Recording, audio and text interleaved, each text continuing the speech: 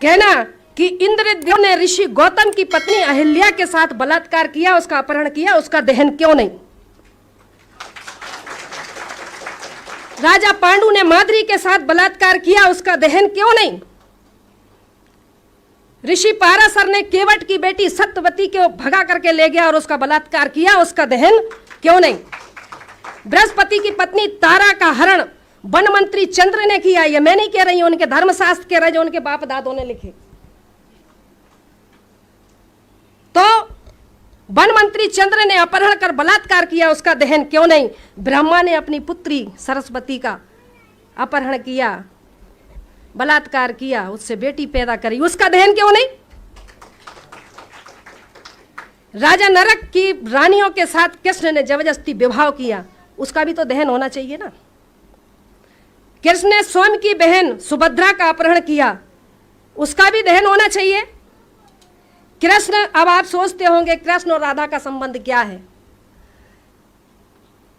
राधा कृष्ण की मामी है, उनके धर्म के अनुसार अगर कोई भांजा मामी के साथ रंग रलियां मनाएगा तो क्या कोई छोड़ेगा? उसका भी दहन होना चाहिए। इसी तरह भीष्म पितामह, महाभारत में भीष्म पिता ने अंबे अंबालिका का अपहरण किया, तीन लड़कियों का अपहरण किया, अंबे, अंबा, अंबालिका, उसका भी दहन करो। रावण का दहन करेंगे क्योंकि वो अनार था, वो हमारा मूल निवासी राजा था, उसको कहते हैं ब्राह्मण है।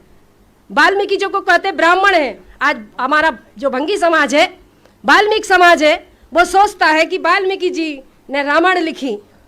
अगर रामायण लिखी तो सुंदरकांड के दोहा क्रमांक 58 में यह क्यों लिखा कि ढोल गवार शूद्र पशु नारी सकल तारणा के अधिकारी? क्यों लिखा? यह लिखा है। ब्राह्मण जितने भी हमारे देश में आक्रांता आए, सबने भाषा के नाम पर बेवकूफ बनाया। आर्यों ने संस्कृत के नाम पर, आर आए, हुण आए, शक आए, फ्रांसीसी आए, मुगल आए, अंग्रेज आए, सब तो हमें बेवकूफ बनाएगा, क्योंकि ये देश सोने की चिड़िया था, इसमें दूध की नदियां बहती थीं। इस देश को लूटने वाले यही है। 4 वर्ण बनाए, 4 धाम बनाए, 4 यज्ञ बनाए। यज्ञ कौन से थे मालूम है आपको? यज्ञों के नाम पर नर बलि दी जाती थी, यज्ञों के नाम पर पशु बलि दी जाती थी, यज्ञों के नाम पर गौ की बलि दी जाती थी। वो उन्होंने नर बलि, गौ बलि, अश्व बलि, राम ने किया ना अश्वमेघ यज्ञ, सुना है ना? अश्वमेघ यज्ञ, नर बलि, पशु बलि, अश्व बलि और कन्या बलि, ये बलियां दी जाती थी। बलि के नाम पर मांस भक्षण करना और सोमरस पीना, ऋग्वेद में ब्रह्मा कहता है, ऋग्वेद में ब्रह्मा कहता है, हे ब्रह्माणी, तुम मुझे गौ का मांस इतना खिलाती हो कि मैं खा खा के सांड जैसा हो गया। ऋग्वेद में लिखा, मैंने नहीं लिखा ऋग्वेद, पढ़ लो। चैलेंज करना है तो पढ़ लो उठा करके। धर्मशास्त्रों को आस्था के नाम पर मत पढ़ो, परखने के नाम पर पढ़ो। अगर वाकई में समाज के शुभ चिंतक हो तो वैज्ञानिक तौर पर उसको समझना सीखो। हनुमान ने सूरज निगल लिया, 54 पे तो यहाँ आदमी मरने लगते हैं, 2.5 करोड़ डिग्री सेल्सियस उसका तापमान है, कैसे निकल लिया? सूर्य का जो व्यास है पृथ्वी से 13 लाख गुना बड़ा है, कैसे निकल लिया?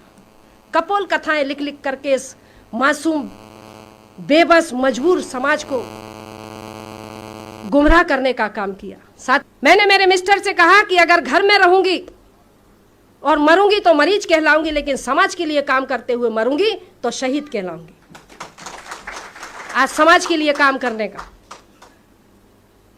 समाज को, ये अधिकार वंचित समाज को जागरूक करने का मैं काम करती हूं। अभी आपने देखा होगा आदिवासियों ने, हमारा आदिवासी समाज ने रावण दहन के पुतले का विरोध किया। एक भी सपोला बाहर निकला? देखा आपने? चुटैया वाला निकला बाहर? नहीं निकला। रावण का दहन क्यों? जब रावण के दहन के लिए जब पूरे भारत में आवेदन लग गए तो एक भी सांप बाहर नहीं निकला कि नहीं रावण का दहन क्यों नहीं करने दोगे? क्योंकि वो जानते हैं कि अगर रावण के दहन पर अगर हमने प्रतिबंध लगा, मतलब उसको खोलने की बात करी तो मैं भी कमजोर नहीं हूं। मेरा सवाल पहले से ही मैंने तैयार करके रखे। मैंने सभी संगठनों को लिख करके दे दिया कि अगर आपके ऊपर कोई डबल FIR करता है कि रावण के दहन होना चाहिए, तो मैंने कहा सबसे पहले उससे पूछना कि अगर रावण का दहन एक स्त्री के हरण के लिए किया जाता है तो सबसे पहला अदालत में जजों के सामने, हाई कोर्ट का जज हो या सुप्रीम कोर्ट का जज हो, कहना कि इंद्रदेव ने ऋषि गौतम की पत्नी अहिल्या के साथ बलात्कार किया, उसका अपहरण किया, उसका दहन क्यों नहीं? ब्रह्मा ने अपनी पुत्री सरस्वती का अपहरण किया, बलात्कार किया, उससे बेटी पैदा करी, उसका दहन क्यों नहीं?